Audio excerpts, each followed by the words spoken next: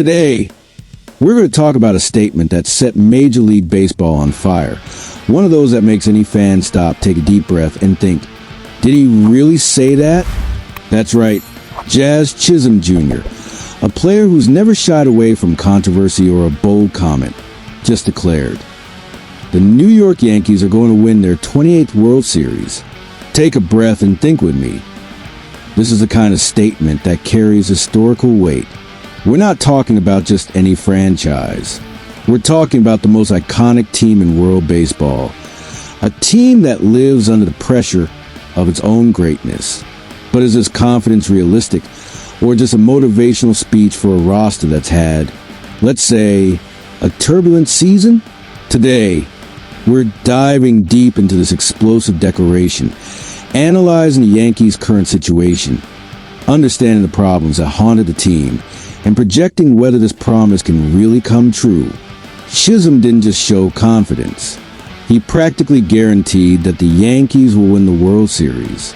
And he justified his stance by saying they're never satisfied with second or third place. They lost the World Series last year, that second place, and they still weren't happy. He doesn't think they'd be satisfied finishing second or third in the division either, because that would be even more frustrating than losing the big one. That's the kind of statement that makes it clear. In New York, the standard is excellence or nothing. But let's be honest, the season so far has been anything but easy. The Yankees were leading the American League East by 7 games at one point. And then, my friends, everything started to fall apart. Despite still playing at a high level, it wasn't one single factor. It was a lethal combination. A bullpen that looked solid started failing in key moments. The starting rotation suffered injury after injury, and defensive mistakes, the kind you see and think that can happen on an elite team, cost them precious games. And to make things worse, when the dust settled, New York was already 4 games behind the Toronto Blue Jays, with the Boston Red Sox standing in the way. And you know what's even worse? Their performance against those rivals is scary. 2 wins and 8 losses against the Red Sox, 3 wins and 7 losses against the Blue Jays. That's the classic Achilles heel. Now take a breath and think with me. How can a team that can't beat its main rivals think about the World Series? Well, this is where the story takes on an epic tone. Because believe it or not, the Yankees are still alive. Not just alive, they have a clear path to a cinematic comeback. First point, the schedule.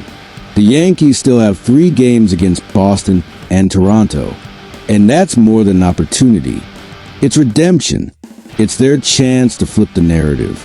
And let's be real, it wouldn't be the first time New York made history in the final stretch. Second point, the roster is starting to heal. The bullpen, which was a serious problem, now looks more stable. And the starting rotation is beginning to regain consistency. Garrett Cole, for example, is starting to show flashes of ace form again, and when he's healthy and in command, everything changes. Third point, Jazz Chisholm Jr. brings something that goes beyond stats. He's that player with an explosive personality, injecting energy into the clubhouse and onto the field. You won't see that on a spreadsheet, but it can be decisive in the final stretch. Now let's talk about the protagonist of this story. Jazz Chisholm Jr. He's not just another player. He's a standout presence.